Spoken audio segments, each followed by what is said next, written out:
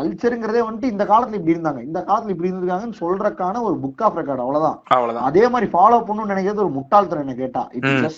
It's just a museum where we can see நம்ம எங்கிருந்து இங்க வந்திருக்கோம், அவ்வளவுதான்.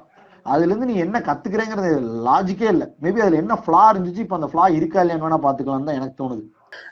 கல்ச்சர் டாபிக் எடுத்துட்டனால நான் இந்த விஷயத்த இங்கே முடிச்சலாம்னு நினைக்கிறேன். என்னதுன்னா, நான் இந்த ஒரு பெரிய பாயிண்ட் ஆட் பண்ண நினைச்ச இந்த படம் வரும்பொழுது, போத் வெற்றிமாறனும் சரி உலகநாயகனும் சரி 2 பேருமே வந்துட்டு கல்ச்சர் ரெப்ரசன்டேஷனை பக்காவா வைக்கக்கூடிய ஒரு ஆள்கள். அதனாலதான் இதை வந்துட்டு நான் பாசிட்டிவா எடுத்துக்கலாம், நெகட்டிவா எடுத்துக்கலாம். கமலுக்கு பெரிய ப்ரொடெஸ்ட் வர காரணம் என்னன்னா, கமல் ஒரு விஷயத்தை காட்டினா ரொம்ப ஆத்தென்டிகேட்டடா இருக்கு, எங்க இதை பிலீவ் பண்ணி நம்மளே அப்போஸ் பண்ணிடுவானுங்களோன்னு சில பேர் வந்துட்டு சதி பண்ணி ஹேராம நிறுத்துற மாதிரி, வெற்றிமாறன் வடச்சென்னை எடுக்கும்பொழுது இது ஒரு பெரிய அஜெண்டாவா மாதிரி வடச்சென்னை ஒருத்தன் திரும்பி பார்த்துட்டு மகாபாரதம் எப்படி பார்த்துட்டு இப்படித்தான் ராஜா வாழ்ந்துருப்பான்னு நினைக்கிறாங்களோ, அந்த மாதிரி வெற்றிமாறன் படத்தை பார்த்துட்டு வடச்சென்னைனாலே இவர் கலீஜா இருந்திருக்கும் போல நினைச்சுதான் வடச்சென்னை 2க்கு ப்ரொடெஸ்ட் பண்ணாங்க.